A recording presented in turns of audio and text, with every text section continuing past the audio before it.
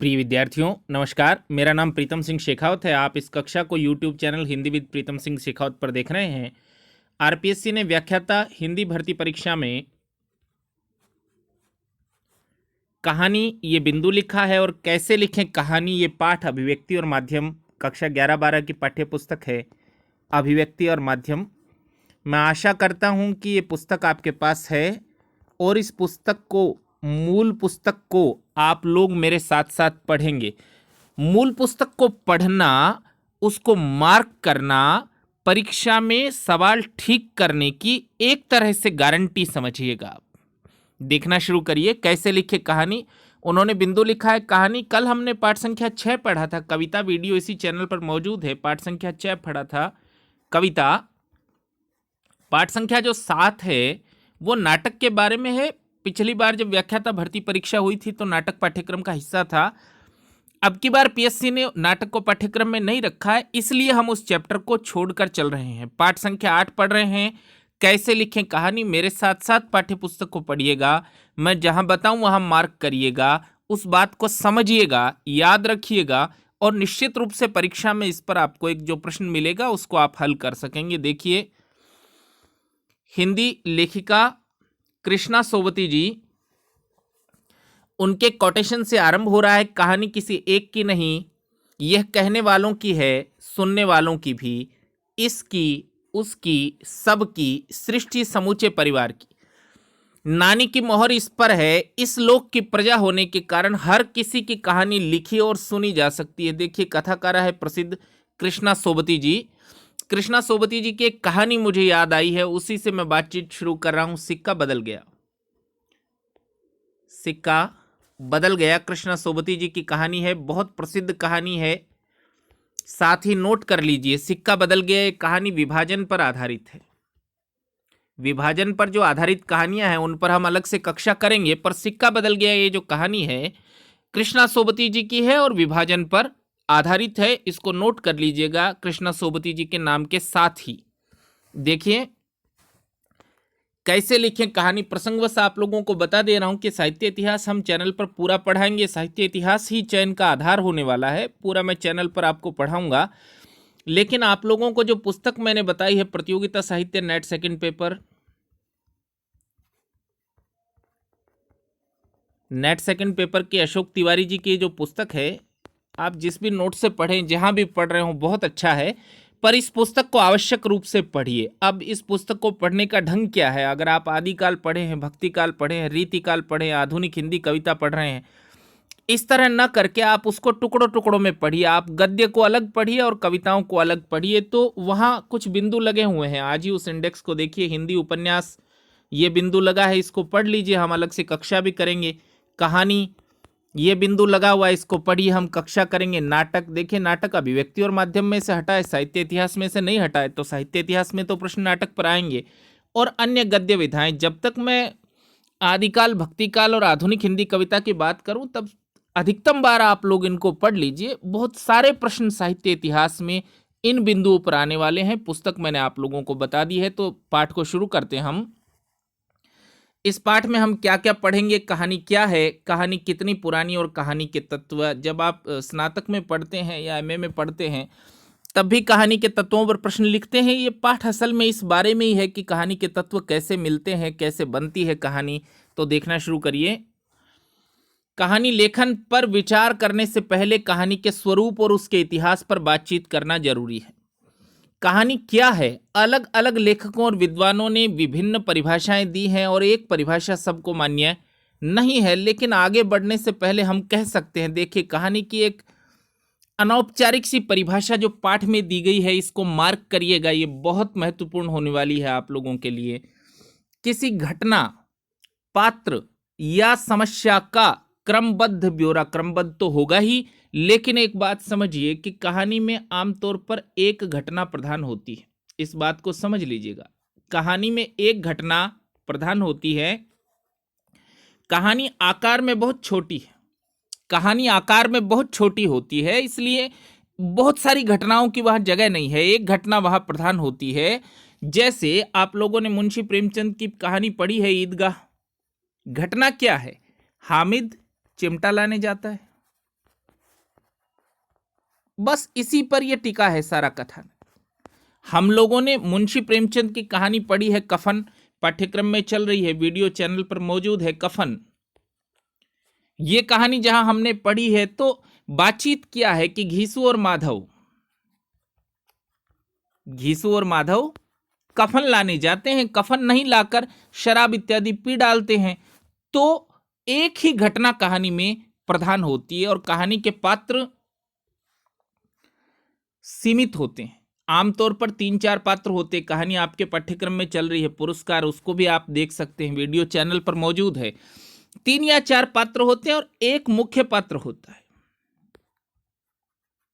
केंद्रीय पात्र जिसको कहते हैं, उसके चित्रण अधिक होता है, कहानी की मुख्य घटना उसी के माध्यम से घटित होती है। तो ये कहानी है, देखिए किसी, इसको मार्क करिएगा अंडरलाइन और याद रखिएगा, किसी घटना, पात्र या समस्या का क्रमबद्ध ब्यौरा जिसमें परिवेश हो। परिवेश का अर्थ वातावरण। शब्द ही बदले जा रहे हैं। आप जिसको स्कूल के जमाने से पढ़ते आ रहे हैं, देश काल वातावरण, उसके लिए नया शब्द है परिवेश। द्वंद्वात्मकता हो, देखिए ये द्वंद्वात्मकता, इसको जानना बहुत जरूरी है कहानी में। द्वंद्व क्या है, ये करूं या ये करूं, इसको द्वंद्व कहते हैं। आप लोग तो परीक्षा की तैयारी में मनोविज्ञान भी पढ़ते हैं। द्वंद्व यानी कॉन्फ्लिक्ट हमेशा होना जरूरी है। तो पाश्चात्य काव्यशास्त्र की अवधारणा है, पाश्चात्य काव्यशास्त्र की अवधारणा है कि कहानी का प्राण तत्व है द्वंद्व।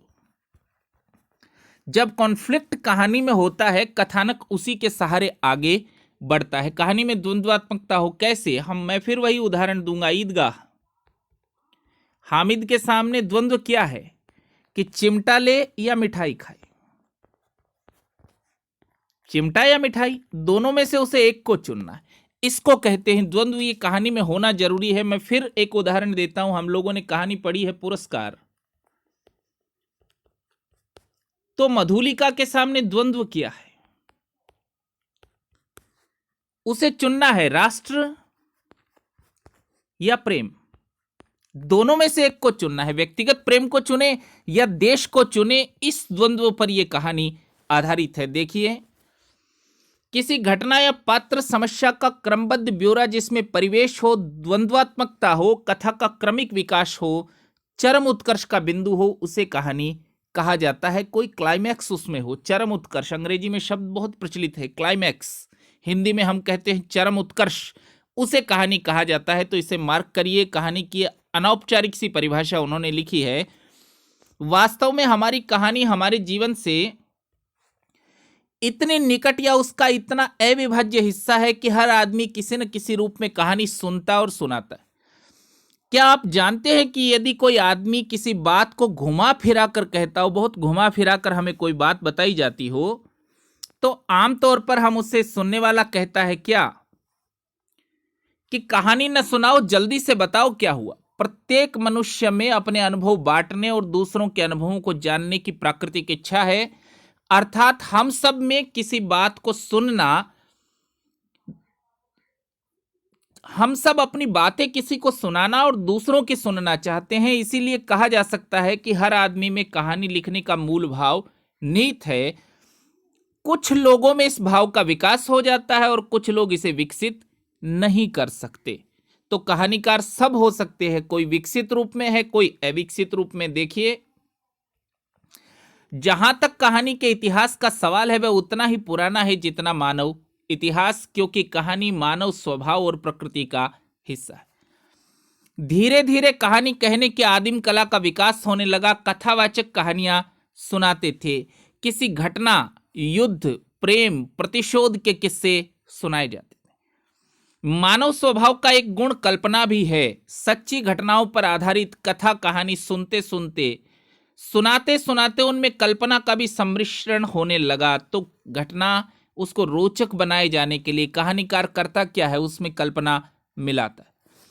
क्योंकि प्रायः मनुष्य वह सुनना चाहता है जो उसे प्रिय है, मनुष्य वही सुनना चाहता है जो उसको अच्छा लगता है। बहुत अच्छा, इससे साहित्य की आपकी अवधारणा स्पष्ट होंगी। मान लीजिए कि हमारा नायक कहीं युद्ध में हार ही क्यों न जाए, यदि वह नायक है तो हम सुनना चाहेंगे वह कितनी वीरता से लड़ा, कितनी बहादुरी से उसने एक अच्छे उद्देश्य के लिए प्राण न्यौछावर कर दिए। हम वही सुनना चाहते हैं जो हमको अच्छा लगता है। उदाहरण के लिए आदिकाल हमने अभी इतिहास पढ़ा नहीं है, आप लोगों को मेरी सलाह है आवश्यक रूप से उस पुस्तक से पढ़िए। पृथ्वीराज रासो, चंद बरदाई ने लिखा है।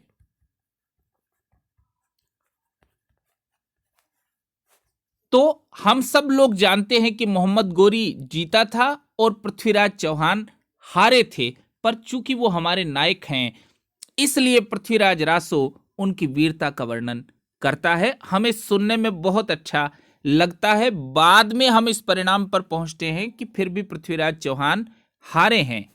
देखिए, नायक की वीरता का अच्छा बखान करने वाले कथावाचक की सब प्रशंसा करेंगे और उसे इनाम देंगे। कथावाचक सुनने वालों की आवश्यकता अनुसार, जैसी आपकी आवश्यकता है, नायक कल्पना के माध्यम से नायक के गुणों का बखान करेगा। मौखिक कहानी की परंपरा हमारे देश में बहुत पुरानी है। देश के कई भागों, विशेष रूप से राजस्थान में प्रचलित है। मध्यकालीन राजस्थान में मनोरंजन के साधनों में कहानी सुनना भी एक कला होता था। तो कहानी सुनाना एक प्रोफेशन था, एक व्यवसाय। कहानी सुनाने वाले लोग होते थे, वो कहानियां सुनाते थे। देखिए, प्राचीन काल में मौखिक कहानियों की लोकप्रियता इसलिए भी थी कि इससे बड़ा संचार का और कोई माध्यम नहीं था। इस कारण धर्म प्रचारकों ने अपने सिद्धांत और विचार लोगों तक पहुंचाने के लिए कहानी का सहारा लिया। तो धर्म के जो तत्व हैं वो हमको समझाने के लिए, हमको बताने के लिए कहानियां सुनाई जाती हैं। यही नहीं बल्कि शिक्षा देने के लिए भी कहानी विधा का प्रयोग किया जाता है। पंचतंत्र की कहानी लिखी गई, आप तो सामान्य अध्ययन भी पढ़ते हैं। पंचतंत्र विष्णु शर्मा जी की कहानी है। पंचतंत्रम विष्णु शर्मा जी का संस्कृत में लिखी गई है। ये थोड़ी बातें मुझे याद आ गई है इसलिए बता दे रहा हूं। एक तो गुप्तकाल में लिखी गई है, आपके पाठ्यक्रम का हिस्सा है भाई गुप्तकाल। गुप्तकाल में लिखी गई है, 5 भागों में है। इसके अलावा भी उसकी खास बात क्या है, पशु पक्षियों की कहानियां हैं। पशु पक्षियों की कहानियां हैं, उसमें पात्र पशु पक्षी हैं। पशु पक्षियों के द्वारा नैतिक शिक्षा दी गई है। मनुष्यों को शिक्षा देने के लिए पशु पक्षियों को पात्र बनाया है। एक बहुत मशहूर सवाल भी है, देखिए, कलीला व दमना।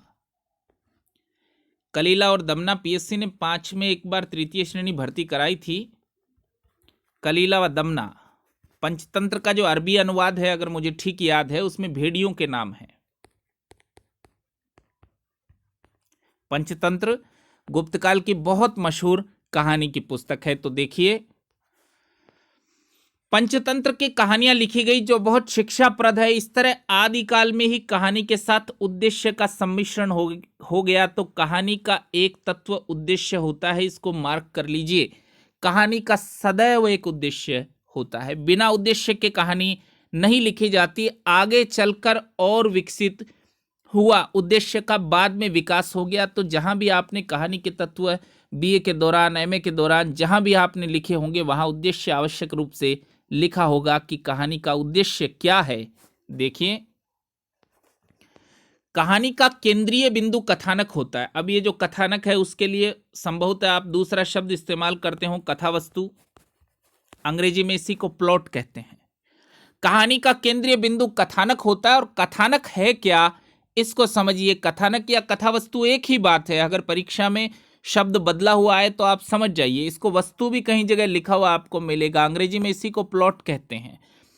कहानी का केंद्रीय बिंदु कथानक होता है। कथानक क्या है, कहानी का संक्षिप्त रूप जिसमें आरंभ से अंत तक कहानी की सभी घटनाओं और पात्रों का उल्लेख किया गया। उदाहरण के लिए प्रेमचंद की कहानी कफन हमने पढ़ ली है, पाठ्यक्रम में चलती है। 10-12 पृष्ठों की कहानी है, लेकिन इसका कथानक 10-12 पंक्तियों में भी लिखा जाता है। तो कथानक मूल बिंदु है। कथानक कहानी का मूल और संक्षिप्त बिंदु है। उसका विस्तृत रूप होता है कहानी। घीसू और माधव गांव के 2 गरीब और आलसी किसान है। बुधिया माधव की पत्नी है, वह प्रसव पीड़ा से कोठरी के अंदर तड़फ रही है। कोठरी के बाहर घीसू और माधव अलाव में आलू भूनकर खाने की तैयारी कर रहे हैं, बुधिया प्रसव पीड़ा से मर जाती है। दोनों के पास उसका कफन खरीदने के लिए पैसे नहीं है, वे गांव के जमींदार के पास पैसे मांगने आते हैं, जमींदार पैसे दे देता है। गांव के दूसरे लोग, संपन्न लोग भी पैसे दे देते हैं। घीसू और माधव कफन खरीदने बाजार जाते हैं, पर कफन खरीदने के बजाय उन पैसों की शराब पीते और नशे में मदहोश होकर मदिरालय में गिर पड़ते हैं। कहानी का सार, कहानी का संक्षिप्त रूप, इसे कहा जा सकता है कथानक। आप देखिए, यह कहा जा सकता है कि कथानक कहानी का प्रारंभिक नक्शा होता है। मान लीजिए पीएससी कथन के रूप में सवाल बनाए तो इस तरह कथन बनाती है। निम्नलिखित कथनों पर विचार करिए। कथन संख्या 1, कहानी का उद्देश्य होता है, तो ठीक कथन है। हर कहानी में एक उद्देश्य होता है। कथानक कहानी का प्रारंभिक नक्शा होता है, तो ठीक कथन होगा। कथानक प्रारंभिक नक्शा होता है। उसी तरह जैसे मकान बनाने से पहले बहुत प्रारंभिक नक्शा कागज पर बनाया जाता है, कहानी का कथानक आमतौर पर कहानीकार के मन में किसी घटना, जानकारी, अनुभव या कल्पना के कारण आता है। कभी कहानीकार की कहानी जानकारी में पूरा कथानक आता है, कभी कथानक का एक सूत्र आता है। केवल एक छोटा सा प्रसंग एक पात्र कथाकार को आकर्षित करता है, इसके बाद कथाकार उसे विस्तार देने में जुट जाता है। कभी तो पूरा कथानक उसके दिमाग में एक साथ आ जाएगा, कभी पात्र आएंगे, पर वो कथानक के आधार पर ही कहानी बनाता। देखिए, विस्तार देने का काम कल्पना के आधार पर किया जाता है, पर यह समझना बहुत जरूरी है, कहानीकार की कल्पना कोरी कल्पना नहीं होती। वो जो कोरी कल्पना होगी वो आपके गले नहीं उतरेगी, आप उस कहानी को नहीं पढ़ सकेंगे। समझ रहे हैं? तो कहानीकार की कल्पना में यथार्थ का मिश्रण होता है, ऐसा प्रश्न पीएससी बनाती है। कहानी के कथनों पर विचार करिए, तो एक कथन कहानी की कल्पना में यथार्थ का मिश्रण होता है या कल्पना वास्तविक होती है, ठीक कथन होगा। अगर लिखा हो कोरी कल्पना होती है तो गलत कथन होगा। कहानीकार कोरी कल्पना के आधार पर कहानी नहीं लिख सकता। ऐसी कल्पना नहीं होती जो असंभव है, कहानी में ऐसी कल्पना बिल्कुल नहीं होगी जो असंभव है, बल्कि ऐसी कल्पना होती है जो संभव है। इस पर प्रश्न बनना चाहिए भाई। कहानी की संरचना पर अगर वो प्रश्न बनाएंगे तो ये प्रश्न उनको बनाना चाहिए। कल्पना के विस्तार के लिए लेखक के पास जो कुछ सूत्र होता है उसी के माध्यम से कल्पना आगे बढ़ती है। ये सूत्र लेखक को एक परिवेश देता है। परिवेश मतलब देश काल वातावरण, जहां कहानी घटित हो रही है वहां स्थिति क्या है। जैसे हमने जयशंकर प्रसाद जी की कहानी पढ़ी है पुरस्कार, तो स्थिति क्या है? कौशल राज्य है, प्राचीन भारत का कौशल राज्य, ये परिवेश है भाई। अब प्राचीन भारत का राज्य है तो प्राचीन भारत की भाषा, प्राचीन भारत की वेशभूषा, प्राचीन भारत के पात्र इत्यादि कहानी में शामिल होंगे। यह सूत्र लेखक को एक परिवेश देता है, पात्र देता है, समस्या देता है। इस आधार पर लेखक संभावनाओं पर विचार करता है और एक ऐसा काल्पनिक ढांचा तैयार करता है जो संभावित हो। देखिए, कथानक में कोरी कल्पना बिल्कुल नहीं हो सकती। संभव होने वाली कल्पना लेखक के उद्देश्यों से मेल भी खाता हो। कहानी का उद्देश्य भी तो होता है। ऐसा ढांचा जिससे उद्देश्य सिद्ध हो रहा हो, जो संभावित हो, उसे लेखक तैयार करता है। उदाहरण के लिए, लेखक ने अस्पताल के बाहर एक मरीज को देखा। वह मरीज पिछले सप्ताह से लगातार आ रहा है, अभी तक उसे मौका नहीं मिला है कि डॉक्टर को दिखा सके। इस जानकारी के बाद लेखक की कल्पना अस्पताल, वहां की व्यवस्था, पात्रों आदि गतिविधियों पर केंद्रित हो जाएगी। इसके साथ ही वह अपना उद्देश्य भी तय करेगा। क्या वह अस्पताल केंद्रित कहानी लिखना चाहता है या केवल आपकी पीड़ा तक अपने को सीमित रखेगा, या मानवीय त्रासदी को वर्तमान सामाजिक और राजनीतिक परिस्थितियों से जोड़कर कथानक तैयार करेगा। कथानक को कैसे मोड़े, यह उद्देश्य पर निर्भर करता है। क्या उद्देश्य उसका कहानी लिखने का है, वो क्या दिखाना चाहता है? अस्पताल की कर्मचारियों पर काम का दबाव दिखाना चाहता है, या लोगों की पीड़ा दिखाना चाहता है, या वर्तमान सामाजिक स्थितियां दिखाना चाहता है? ये निर्भर करता है उस पर। देखिए, आमतौर पर कथानक में प्रारंभ, मध्य और अंत अर्थात कथानक का पूरा स्वरूप होता है, कथानक प्रारंभ होता है। आप लोग याद करिए, मुंशी प्रेमचंद की कहानी पूस की रात वरिष्ठ अध्यापक के पाठ्यक्रम में चल रही है, मैंने पढ़ा दी है। प्रारंभ कैसे होता है कि बाहर सहना आया है, घर में जो रुपए रखे हैं उसे दो, इस दृश्य के साथ कहानी आरंभ होती है, फिर धीरे धीरे खुलती है, अपने चरम पर पहुंचती है और निष्कर्ष पर पहुंचती है। देखिए, कथानक न केवल आगे बढ़ता है बल्कि उसमें द्वंद्व के तत्व भी होते हैं जो कहानी को रोचक बनाए रखते हैं। ये करूं कि ये करूं, बाधा क्या है, उसको कैसे हटाना है, ये द्वंद्व है। द्वंद्व के तत्वों से अभिप्राय है कि परिस्थितियों में इस काम के रास्ते में यह बाधा है, यह बाधा समाप्त हो गई तो कौन सी बाधा आ सकती है। या हो सकता है एक बाधा के समाप्त हो जाने या किसी निष्कर्ष पर पहुंच जाने पर कथानक पूरा हो जाए। कथानक की पूर्णता की शर्त क्या है? आपको कब पता चलेगा कथानक पूरा है? कब पता चलेगा आपको कथानक पूरा है? जब कहानी नाटकीय ढंग से अपने उद्देश्य को पूरा करने के बाद समाप्त हो। कथानक की पूर्णता की शर्त है कि उद्देश्य प्राप्त ही नहीं हुआ तो कथानक कैसे पूरा होगा। देखिए, मुंशी प्रेमचंद की कहानी नमक का दारोगा अमर कहानी है। आपने नहीं पढ़ी है तो आवश्यक रूप से पढ़िए। साहित्य के विद्यार्थियों को कम से कम इस कहानी से तो गुजरना चाहिए। आप जानते हैं कि पंडित अलोपीदीन गैर कानूनी काम करने वाले आदमी है, वंशीधर ईमानदार आदमी है। द्वंद्व होता है दोनों के बीच और वंशीधर अलोपीदीन को गिरफ्तार कर लेता है। कहानी कैसे समाप्त होती है? वंशीधर की तो नौकरी चली जाती है भाई, वो तो अपने घर पर बैठा है। सोचो कहानी वहीं पर समाप्त हो जाए तो हम क्या सीखेंगे कि ईमानदारी अच्छी बात नहीं है। लेकिन कहानी वहां समाप्त नहीं होती। अलोपीदीन वंशीधर के घर खुद आते हैं और उनको अपनी सारी जायदाद का मैनेजर बनाते हैं। उनको कहते, मैंने ऐसा ईमानदार आदमी कहीं देखा ही नहीं। तो ईमानदारी जीतती है, यह कहानी का उद्देश्य था और नाटकीय ढंग से पूरा होता है। आप उस कहानी को पढ़ेंगे तो ड्रामेटाइजेशन है उस कहानी में। देखिए,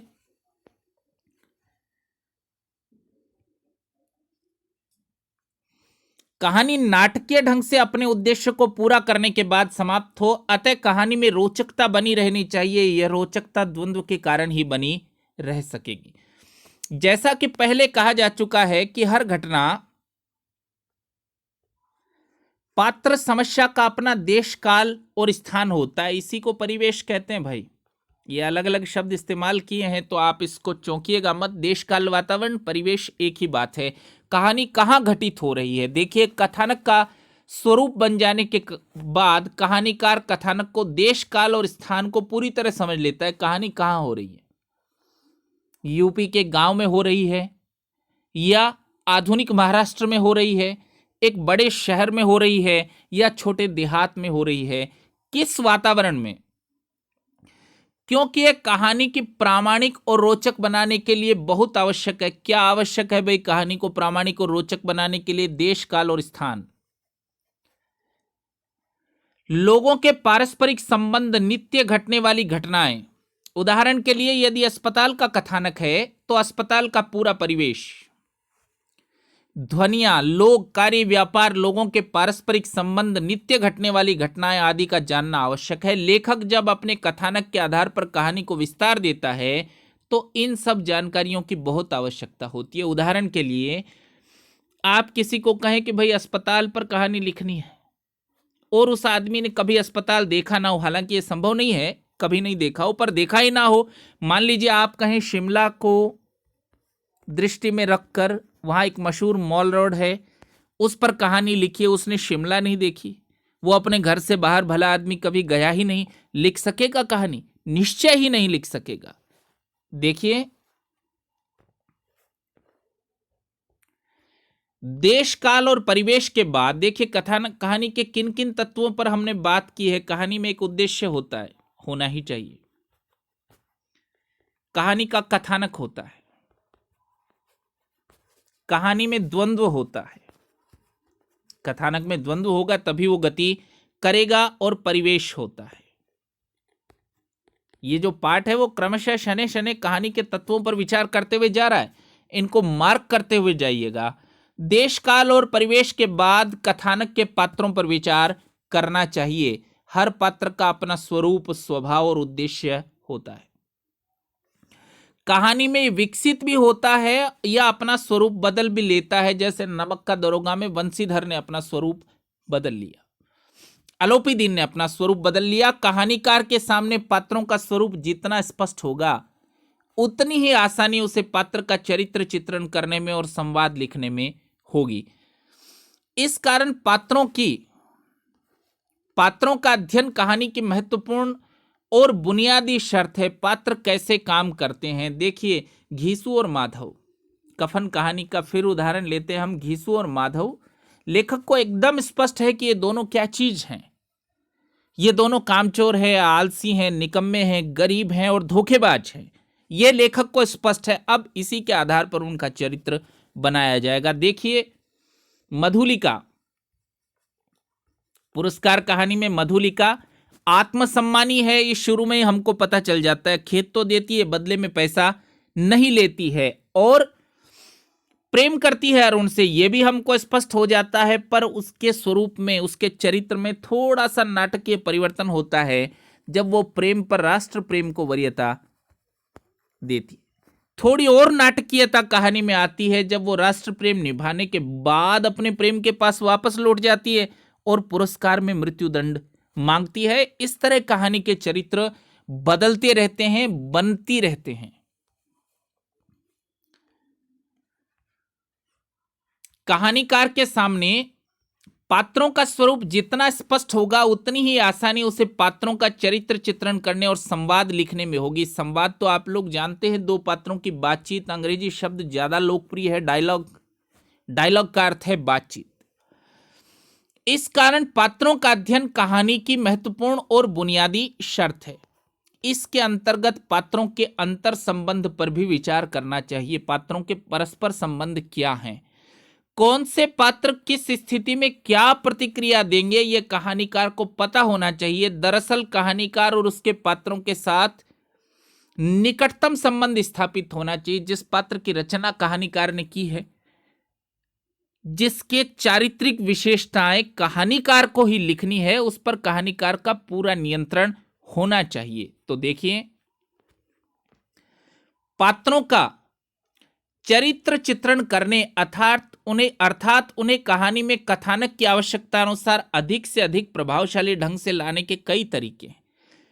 सबसे सरल तरीका है कि पात्रों के गुणों का कहानीकार बखान करता है, पर यह गड़बड़ तरीका है। सबसे सरल है पर सबसे गड़बड़ है। जैसे आपने एक पात्र रखा मुरलीधर और शुरू में ही लिख दिया मुरलीधर बड़ा दानी है, दूसरों का ध्यान रखता है, दूसरों के लिए जान हाजिर रहती है, आदि आदि। यह तरीका प्रभावहीन और बहुत आउटडेटेड है, समय के चलन से बाहर चल गया है। पात्रों का चरित्र चित्रण उनके क्रियाकलापों, संवादों, दूसरों के साथ बोले गए संवादों के माध्यम से प्रभावशाली होता है। तो पात्रों का अप्रत्यक्ष चरित्र चित्रण सबसे अच्छा होता है। उदाहरण के लिए अगर आप एक दृश्य बनाएं कि मुरलीधर ने एक गरीब आदमी को सर्दी से ठिठुरते देखा तो शॉल दे दी, पाठक अपने आप जान जाएंगे कि मुरलीधर दानी है। या कि मुरलीधर का दोस्त स्कूल में फीस जमा कराने के लिए लाइन से बाहर निकल आया क्योंकि उसके पास पूरे पैसे नहीं थे, मुरलीधर ने दोस्त को बिना बताए फीस जमा करा दी, तो आपको पता चल जाएगा कि वो दानी है। मतलब यह है कि पात्र जो काम करते हैं उनमें उसका जो सशक्त चित्रण होता है। दूसरे पात्र किसी चरित्र चित्रण अपने संवादों के माध्यम से कर सकते हैं। आप दो पात्रों के बीच का संवाद भी तीसरे पात्र के चरित्र को दिखा सकता है, उन दो पात्रों के चरित्र को भी दिखा सकता है। कैसे कि राजीव अपने और मुरलीधर के मित्र प्रयाग से कह रहा है कि यार इतनी बड़ी प्रॉब्लम तो मुरलीधर ही सॉल्व कर सकता है, तो आपको पता चल जाएगा मुरलीधर काम की चीज है, चलो उसी के पास चले। देखिए, पात्रों का चरित्र चित्रण पात्रों की अभिरुचियों के माध्यम से भी होता है। समाज में अलग अलग प्रकार के लोग अपने स्वभाव के अनुसार अलग अलग अभिरुचियां होती हैं। मान लीजिए एक आदमी जंगल में जाकर खतरनाक जानवरों की तस्वीर खींचता है, निश्चित रूप से वह साहसी आदमी है। एक आदमी वेश्यावृत्ति कराता है, झूठ बोलता है, दलाली करता है, कर्ज वापस नहीं करता, ऐसे आदमी का अलग स्वरूप बनेगा। तो जिस तरह की रुचियां होंगी वैसा ही उस आदमी का चरित्र कहानी में स्थापित होगा। देखिए, कहानी में पात्रों के संवाद बहुत महत्वपूर्ण होते हैं। संवाद से पात्रों का चरित्र स्पष्ट होता है। भाई, नाटक अगर हम पढ़ रहे होते तो मैं आपको कहता कि संवाद ही नाटक का प्राण है, पर कहानी में भी संवाद बहुत महत्वपूर्ण है। उससे कथानक गति करता है, आपको पता चलता है कि पात्र की चारित्रिक विशेषताएं क्या हैं। कहानी में पात्रों के संवाद बहुत महत्वपूर्ण होते हैं। संवाद के बिना पात्र की कल्पना करना मुश्किल है। संवाद ही कहानी को, पात्र को स्थापित और विकसित करते हैं, कहानी को गति देते हैं, आगे बढ़ाते हैं। जो घटना या प्रतिक्रिया कहानीकार होती भी नहीं दिखा सकता, उसे भी संवादों के माध्यम से सामने ले आता है। जैसे कहीं दुर्घटना हो गई, तो दुर्घटना तो कहानी में दिखाने नहीं चाहते आप, तो क्या दिखाएंगे कि दो पात्र परस्पर बात करते कि देखो वहां कितनी भयानक दुर्घटना घटित हुई है। पात्रों के संवाद लिखते समय, इसको बाद में पूरा करेंगे, पहले इसको देखिए, इसको मार्क करिएगा, बहुत महत्वपूर्ण है कि कहानी का केंद्रीय बिंदु कथानक होता है। कहानी को प्रामाणिक और रोचक बनाने के लिए देश, काल, वातावरण या स्थान का ध्यान रखना बहुत जरूरी है। लेखक पात्रों के बारे में खुद न बोलकर क्रियाकलापों और संवादों के माध्यम से चरित्र को सशक्त करता है। अगर वो खुद बोलेगा तो ये हल्का तरीका होगा, अच्छा नहीं होगा। द्वंद्व कथानक को आगे बढ़ाता है। पाश्चात्य लेखकों के हिसाब से, पाश्चात्य काव्य शास्त्र के हिसाब से द्वंद्व तो कहानी में होना ही चाहिए। कहानी लेखन का सबसे कारगर तरीका है कि अच्छी कहानियां पढ़ी जाएं। आप अच्छी कहानियां पढ़ेंगे, देखिए हम काव्य हेतु पढ़ेंगे प्रतिभा, व्युत्पत्ति और अभ्यास। तो व्युत्पत्ति का अर्थ ही है शास्त्र ज्ञान, और अभ्यास, दूसरे लेखकों की रचनाएं भी आप देखिए, उनका अभ्यास भी आप करिए, तब आप एक अच्छे लेखक या अच्छे कवि के रूप में स्थापित हो सकते। पात्रों का संवाद लिखते समय यह अवश्य ध्यान रखना चाहिए कि संवाद पात्रों के स्वभाव और उसकी पृष्ठभूमि के अनुकूल हो। आपका अनपढ़ पात्र बहुत सुसंस्कृत हिंदी या अंग्रेजी में बात करेगा तो गड़बड़ होगी। पात्रों का जैसा स्वभाव है, आपने उसको शांत स्वभाव का व्यक्ति दिखाया, वो क्रोध में संवाद बोल रहा है तो बात बनेगी नहीं, बिगड़ेगी। संवाद पात्रों के स्वभाव और पृष्ठभूमि के अनुकूल हो, वह उसके विश्वासों यानी पात्र के विश्वासों, आदर्शों और स्थितियों के अनुकूल भी होने चाहिए। संवाद लिखते समय लेखक गायब हो जाता है और पात्र स्वयं संवाद बोलने लगते हैं। उदाहरण के लिए, किसी मजदूर के संवाद ऐसे होने चाहिए कि केवल संवाद सुनकर ही श्रोता को पता चल जाए कि कौन बोल रहा है और यह आदमी क्या करता है, इसकी पृष्ठभूमि क्या है। संवाद छोटे छोटे, बहुत बड़े संवाद अच्छे नहीं होते, समझने में कठिनाई रहती है। संवाद छोटे, स्वाभाविक और उद्देश्यों के प्रति सीधे लक्षित होने चाहिए। संवादों का अनावश्यक विस्तार बहुत सी जटिलता उत्पन्न करता है और कहानी में झोल आ जाता है, कहानी थोड़ी ढीली पड़ जाती है। आप संवाद में ही उलझ जाएंगे तो कहानी की मूल भावना, उसका उद्देश्य कैसे समझ सकेंगे। देखिए, कथानक के अनुसार कहानी चरम उत्कर्ष अर्थात क्लाइमैक्स की ओर बढ़ती है। चरम उत्कर्ष का चित्रण बहुत सावधानी से करना चाहिए, क्योंकि भाव या पात्रों के अतिरिक्त अभिव्यक्ति चरम उत्कर्ष के प्रभाव को कम कर सकती है।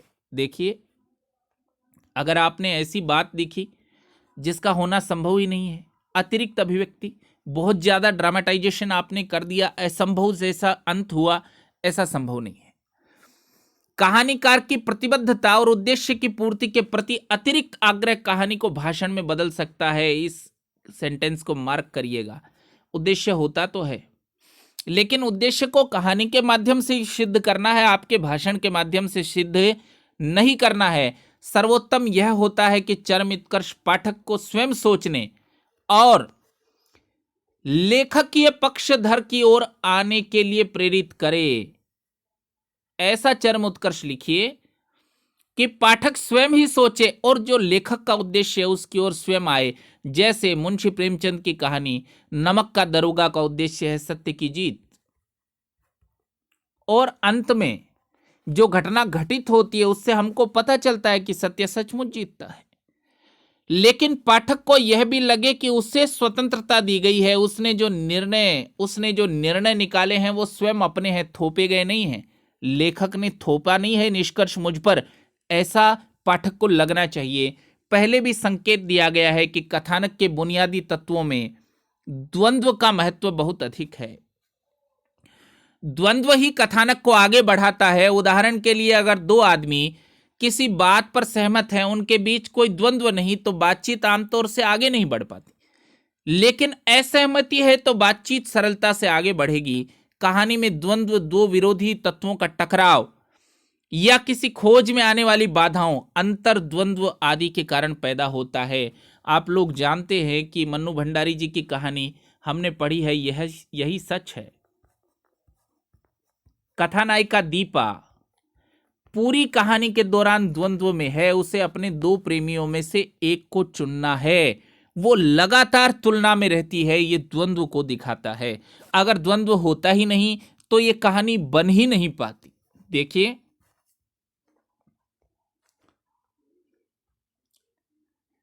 दो विरोधी तत्वों का टकराव या कथानक में द्वंद्व के बिंदुओं को जितना स्पष्ट रखेगा, कहानी उतनी ही सरलता से आगे बढ़ेगी। कहानी लिखने की कला का सबसे अच्छा और सीधा तरीका यह है कि अच्छी कहानियां पढ़ी जाए। मैंने तो आप लोगों को काम दे ही डाला है कि हिंदी कहानी का विकास प्रतियोगिता साहित्य नेट सेकंड पेपर में ये चैप्टर लगाया है, उसको ठीक से पढ़िए।